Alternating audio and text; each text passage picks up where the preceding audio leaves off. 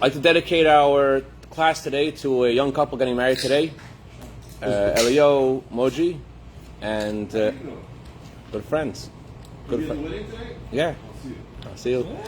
Eli Moji and Yudit Shayesta, Shatev Mutzlachas, Binyan Diyad, L'chaim. L'chaim. Sounds kosher on a Thursday. There are. Were you involved also? We're on camera right now. Involved in the shit? No, I wasn't on the shit. No, not me.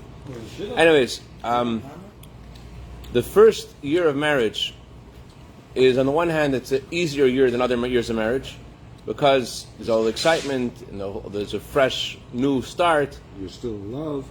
On the other hand, the first year of marriage could also be the hardest year of marriage, and it is the hardest year of marriage because you're just getting used to each other. You have no idea, you don't even know how to start because you're not used to each other.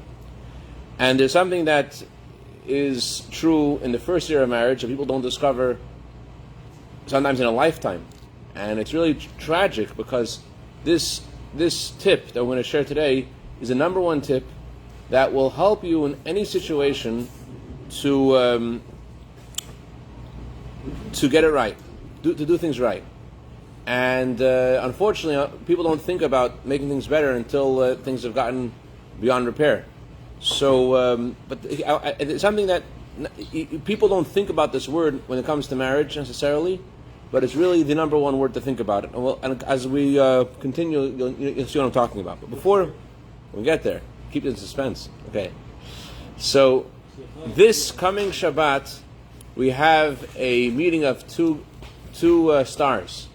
This coming Shabbat is called Shabbat Nachamu, the Shabbat of comfort. And it's also the Shabbat, the holiday of the Chamisha Asar B'Av, the 15th day of Av. And usually these two special days don't always come in the same day. This Shabbat is unique. We have both of these special events happening on the same day. And what is this holiday, the 15th of Av? The Talmud says this is the greatest holiday Jewish people ever had. This is a holiday, the Talmud says, when the daughters of Jerusalem, Amen.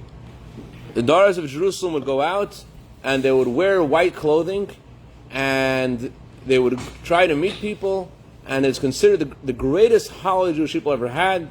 And they would go out in the fields, they go out and dance in the fields and in circles, and the boys would go out to meet them. And this happened twice a year on the 15th day of Av and Yom Kippur. So the question is, number one... So this is the week you're supposed to look for your girl? Yeah. Okay. And if you don't find her this week, I'll try next week also. It's a mitzvah to look for a wife like like looking for a lost object. You just said now and Yom Kippur. I'm saying there's a special blessing at this time of the year. The reason why there's a special blessing at this time of the year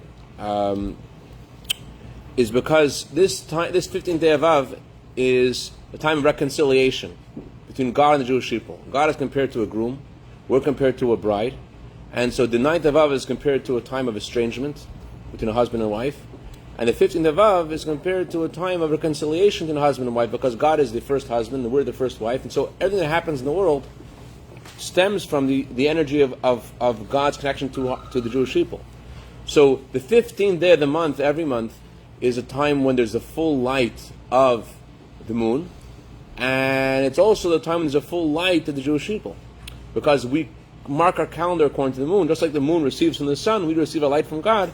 So the kind of light that's in the moon reflects the kind of light that we have in ourselves and our people. That's why every holiday is associated with the 15th day. 15th day of Nisan is Passover, 15th day of Tishrei is Sukkot. So, but the Talmud says there is no greater 15th, no greater holiday period than the 15th of Av. The question is why? What happened on that day? 15th of August? Of Av, the Jewish month of Av, which is this coming Shabbat. We have a suggestion. Go ahead, Eli. I got married on that day, so. Okay. Oh, yeah. Fantastic. I told that story last week. So the question is, what about it? So the answer is that usually the full moon does represent the light of the Jewish people, but this month the full moon is even greater than any other month. Why? Because this is the elevation after the descent. This is the ascent after the descent. the moon waxes and wanes, gets smaller and bigger. The moon's fullness on the 15th of Av represents the full light of the Jewish people, not just our full light in any other month, which also it expresses itself in different ways. And Passover expresses itself in our faith in God. On the holiday of Sukkot, it expresses itself in our joy with God. But the most joyous time is this Shabbat, because it represents how God brings us back, how God comes closer to us. And that's the reason why it's a time when people can find their mate at this time, because it's just like God is bringing the Jewish people back to Him, so too it's a person who is looking for his mate he's emanating from, he draws his energy from God, reaching out to Jewish people. That's also why Yom Kippur is a time for finding your mate. Why? Because Yom Kippur is a time also when God forgives the Jewish people. But the question is like this. We know when you walk into a synagogue, there's a mechitza. There's a separation between men and women. So we always do things in a very modest way. So why is it that all rules are off on the 15th of Av? The women go out and they go out in the fields and they wear white. Why it's so immodest? Couldn't there be an easier way to find a mate? And why is this done in this unusual way? So let's go to this week's Torah portion. We'll get some insight a little bit more about this day.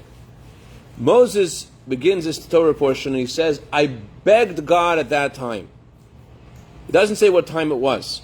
Moses said, I begged God at that time. What did Moses beg God? What did Moses want? Anyone know what Moses wanted? Don't have everybody answer at once. Moses said, I begged God at that time. What was Moses begging God? And what time was it? Going to Israel. What time was it?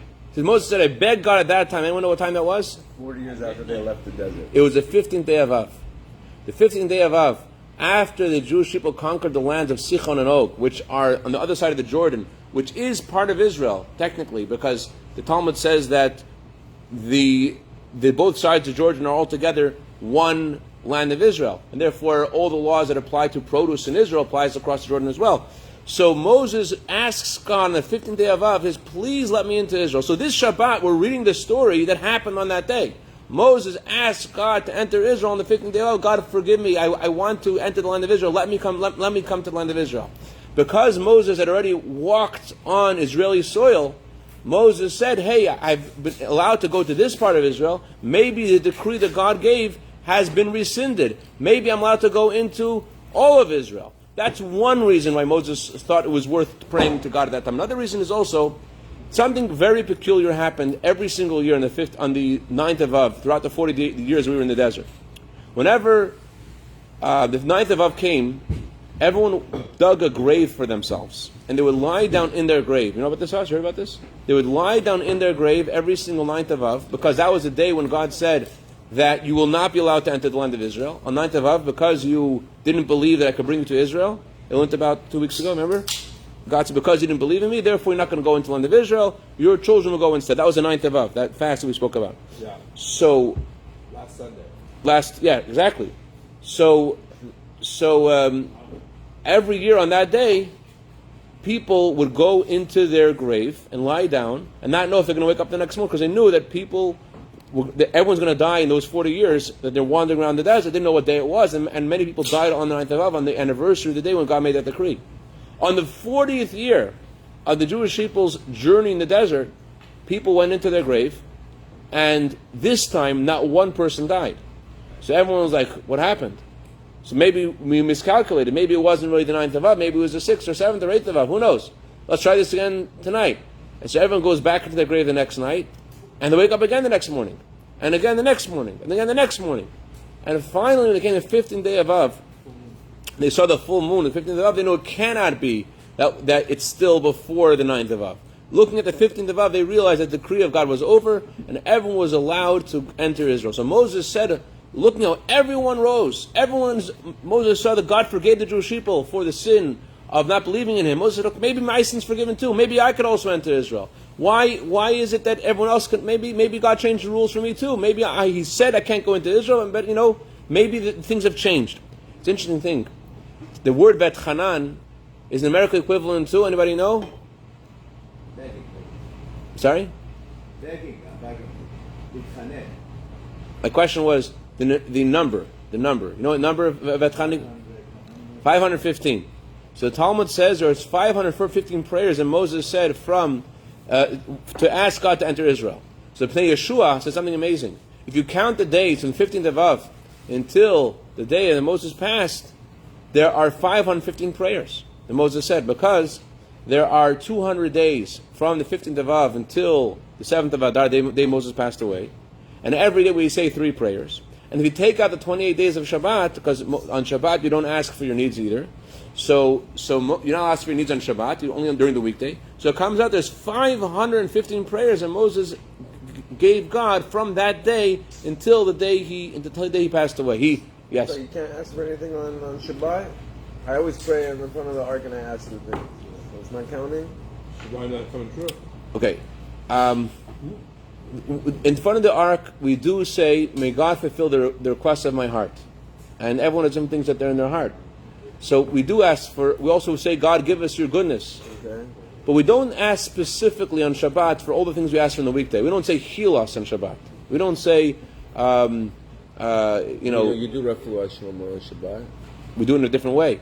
We say the word Shabbati mi lizok or fukro v'lav. We say we're not allowed to cry because it's Shabbat. We're not allowed to scream because it's Shabbat. But may the healing come. Instead that's why they don't have the same mincha and the same. Right, same prayers, not the same prayers. Because you don't ask nothing on Shabbat. Right. There are 19 prayer blessings we just said in Mincha.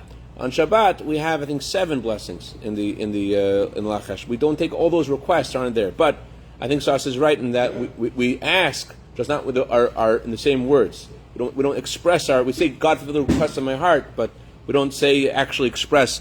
Give us intelligence, give us healing. We don't say those words. Even if you pray out about Yom Kippur, very good. So there are those who ask a question to Yeshua, not so simple, and also ask another question. Another question I could ask also is the last day Moses passed away was Shabbat itself. And so we have to count those 2 prayers of Shabbat itself, because Moses, the way Yeshua calculates it is he counts it from the morning of the 15th of Av when God would speak to him until the afternoon of the 7th of Adar. You have to say it means the 6th of Adar, and it's not so simple. Did he pass away Friday night or Saturday? Moses passed away on Shabbat. Friday night or Saturday? Saturday. So you have to say that according to Yeshua that the requests on the holidays are different than requests on Shabbat, and they are counted as requests. We do make requests on Shabbat also, but the question is, what are the classification of those requests? So it could be that, first of all, Moses' request was unique. It was to, may I go enter Israel. So that request, you could say that request was allowed on Chag, not on Shabbat. But I have the same question as you. I don't think it's so smooth. The explanation of Yeshua, but it definitely tells you that there's something deeper over here. It tells you it's fascinating. You see the truth of Torah. The Talmud says that Moses kept on requesting 515 times. You count as 515 prayers. It's just amazing. Anyway, so our question again was, why do this thing of going out in the fields and whatever? What does that mean? So the answer is that this stopped after the temple was destroyed. The day of the 15th of Av, the day of reconciliation of God and the Jewish people, is not just the day when God reconciles with us. It's a day when we fix and we transform all the negativity of the 9th of Av. Why was the temple destroyed? It was destroyed because of senseless hatred. So the day of the 15th of Av, the sages established to be a day of love. In Israel, they call it Valentine's Day, Lahavdil. It's not really Valentine's Day, but it is the day of Avat Yisrael, day of love for Jewish. So, we don't call it Valentine's, we call it Tu B'Av. yeah, Tu B'Av. Okay. I apologize. They call it Valentine's Day. I apologize. I didn't live in Israel. That's what someone told me. Okay. And Tu B'Av is in the summertime, isn't it? Okay. So imagine, Sas, you're going on a date in Yom Kippur. What kind of dating going on Yom Kippur? And why on Yom Kippur of all days, there's an interesting thing we do on Yom Kippur also. On Yom Kippur, we say a special Torah reading about not marrying your mother, not marrying your sister. Who wants to marry their mother and their sister? Only someone very low. On the holiest, highest day of the year, we say don't marry your mother and your sister. So the simple reason is because on the day of Yom Kippur, since there is such holiness on that day, you may forget about the lower parts of yourself. So the Torah says, I want you to know now you're flying high. take this inspiration now and let this direct the rest of the year. It shouldn't just be a high and holy thing. There's another reason. The Jewish daughters would specifically dress up on Yom Kippur more than any other day because they had to go out in the field to meet somebody. So that because they were dressed up on that day, that's what the Torah has to caution us and say to keep things in check. But this custom was established for who? It was established for people who had a hard time finding their mate. This holiday, this custom began. They should go out. Why? Because it's a time of Avat Yisrael, time to forget those who get overlooked. That's why the way this was done was, where did they get the white clothing from? Where did they get the white dresses? They didn't call David and ask him to make a special run of dresses. What they did was, the Kohen Gadol, the daughter of the Kohen Gadol, who is the highest echelon of prestige in the Jewish people, she would ask the girl that was next level of prestige under her, and everyone would go to the lower level of society to borrow a white dress. Why? It's not to embarrass anybody who doesn't have a white dress, and also because this was a day of love where all the separation, all the differences were forgotten. And that's the reason why this custom was done specifically on the 15th of Av, because the sages said we have to transform the 9th of Av, we have to transform the negativity of the hatred, and how we do this by making this day of love and closeness. There is a... You're also the skinniest on that because they were fasting. So, Sassi, leaving, where are you going? we got 5 minutes to let you go, Kusas, okay? So, another thing that was done in this day was they stopped chopping wood for the altar. Why they stopped chopping wood for the altar? They stopped chopping wood for the altar because since the sun starts losing it doesn't sound as hot after that day and on, so the wood gets wormier, and since the wood gets wormier, you can't use that wood for the temple. So where did they get the wood from? People will donate wood 6 months in advance to be able to be used all the way to the month of Nisan, which is a very famous month in the Parsakar family. Okay, they will use that wood all the day from the day of the 9th of Av till 15th of Av till the month of Nisan. People donated wood. Why would people donate wood? Think about it. Would you give wood for a low life? So she should be. Let me help out a low life who made a mistake. Lumber's gone up in price. Yeah, Rabbi. Yeah, but lumber is really expensive. It's not easy, right? You think, I'm going to give my wood to help this low life who made a mistake. He made his own mistake. He wants to go to God for atonement. Let him buy his own sacrifice. No one did that. They gave lumber as a gift so that from the 15th of Av and on, people should be able to have wood and they don't have to go and figure stuff out. It was donated from the 15th of Av from 6 months in advance. So, getting back to our question over here about the 15th of Av in one sentence. This is the time when sorry about that. This is the time when the tribe of Benjamin was allowed to marry all the other tribes. There was a decree because the tribe of Benjamin did something so horrible, they weren't allowed to marry anyone else. But the sage says, this is the 15th of Av. They abolished that separation, the tribe of Benjamin, on this day, the 15th of Av, because what is this day about? It's about beginning anew, making a fresh start. That's actually the Hebrew words, Chamisha Aser Ba'av, is numerical equivalent to Tiva, Chatima, Tova, which means to be written and sealed for a good year. We start wishing each other a good year from the 15th day of Av and on, because that's the time when the new beginning starts. We make a new beginning with each other, and we start over. This is also what I wanted to say before about the number one word that people need to pay attention to when they get married. I forgot to mention, the reason this custom stopped after the temple was destroyed because people weren't as holy as they were before, and therefore this custom could have led to people making mistakes in laws of modesty. But time for the temple, they specifically put this thing in to help it wasn't to make regular matches. It was to help the old maids. It was to help people having a hard time finding someone. So they made this is a day we have to think about people. So they made a special day to let all the rules go down. So that even though there were challenges because of it, but it was worth it for these challenges to happen. At least there should be more matches between Jewish boys and Jewish girls. So so it still exists in a different way. How does it exist in a different way?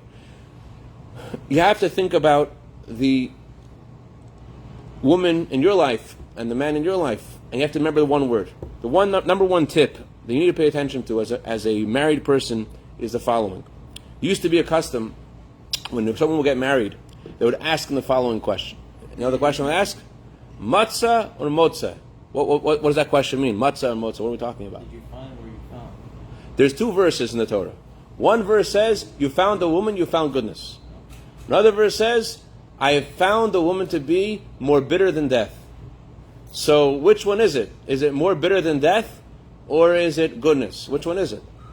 So King Solomon said this. So you might say King Solomon said this because he married many people. He had 1,000 women. One of them was good. The other one were... That's a joke. Or you might say King Solomon had different times in his life. When he was younger, he had one opinion. It's not the real truth. The real truth is like this. It depends. The question they would ask someone who was motza or matzah, they would say to him, why are you... They weren't asking what kind of wife he had. They were asking, what is your mindset going into this thing? Growing up in a yeshiva, they don't tell you what marriage is about. Growing up in a college, they don't tell you what marriage is about. Growing up in any kind of educational setting, there's no talk about what marriage is. And you ask anybody, if I go to any yeshiva, say, what's marriage about? You know what they would say? They would say, there's a financial responsibility, there are all kinds of responsibilities you have to each other. There's one more word before, it goes all before all these responsibilities. Before all these responsibilities, something else. The Torah says there's 3 responsibilities a husband has to his wife. One is to provide her with clothing, the other is to provide her with food, and what's the third one? Physical intimacy. With physical intimacy, the Torah uses the word physical intimacy, the Torah uses the word ona. Ona literally means her time. But the reason Torah uses, there's other words for time. The reason Torah uses this word, the word ona, is because ona, says the Tzemach Tzedek, ona is a word we use in our prayers. Ona means we say, God, answer us on the day that we call. The number 1 word that you want to have in a marriage, ona. Ona. Ona means to answer. The ona means to be in tune with the other person and to see the world through their eyes. That's what ona means. Ma'aneh. Okay. To respond. Kavod. Kavod. The word I wanted to say was kavod. The word I want to say is... Anything she asks, you should provide. It's more than that. It's not just... I'll tell you what it means more than... Absolutely. That's... It's not just what you're going to do. Before you do all the responsibilities of the clothing and the food, and before all that, there's something else. What is that? The first thing is that you are in tune with the other person and you see the world through their eyes and you think about them. That's the number 1 thing. That the person feels, why do people get married? They get married because they want to get bigger. They want to go into a marriage and become greater than they were before. They want to walk into that home and say, someone thinks about me and esteems me and values me. That's what they're looking for when they walk into that home. They think, I'm going to the place where someone cares about me. Someone, what I think, what I feel. There's this guy who was one of the most famous therapists. His name is John Gottesman, I think his name is. He's John the Therapist. Yes. They say that he did many studies about marriage. He says he could figure out by having a conversation with the couple right away if their marriage will last or not. And those who have studied him say that 90% of the time, he's right. He did the following experiment. He watched couples with going out and talking to each other, and he observed them, and he right away predicted they will or they won't last. What did he notice? What was the thing that he said? The wife tells the husband, "You see that bird?" And the way the husband responds, you could tell if the marriage will last. Why? It's a foolish question. You see the bird. Who cares about the bird? I have things to do. I'm making sales. The idea of do you see that bird means, are you interested in what the other person is interested in? That's the meaning of kavod, meaning of respect. Respect means that the other person's interests, which aren't your interests, that you pay attention to them. That's the meaning of the Talmud's question, motza or matzah. Look at the Hebrew words. Motza ani or matzah isha. The first expression is, I find myself. Some people are looking to go into marriage because they're just trying to make themselves, as I said before, make themselves greater, and they don't think about the other person, why they're going into marriage, and therefore it's gonna tear. Motza ani, I'm looking for me, but matzah isha, matzah tov. If you look at the other person and you feel the other person, it doesn't matter what your mood is like right now. Doesn't matter anything. Doesn't matter. And there's a lot of challenges in marriage, a lot of things that can tear a couple apart. But what holds it all together is the kavod, is the respect that you actually value how the other person feels. and you think about them. That's the meaning of the Torah's word ona. Ona means, as we say to God, like we say, God, answer us to be called. What are we really saying to God? We're saying, God, pay attention to me. Pay attention to how I feel. Pay attention to what I'm worried about, what I think about. So this is the holiday of love. It's a holiday of love for your spouse. A husband to a wife and a wife to a husband. You wanted me to mention the wife to husband part. Yes, go ahead.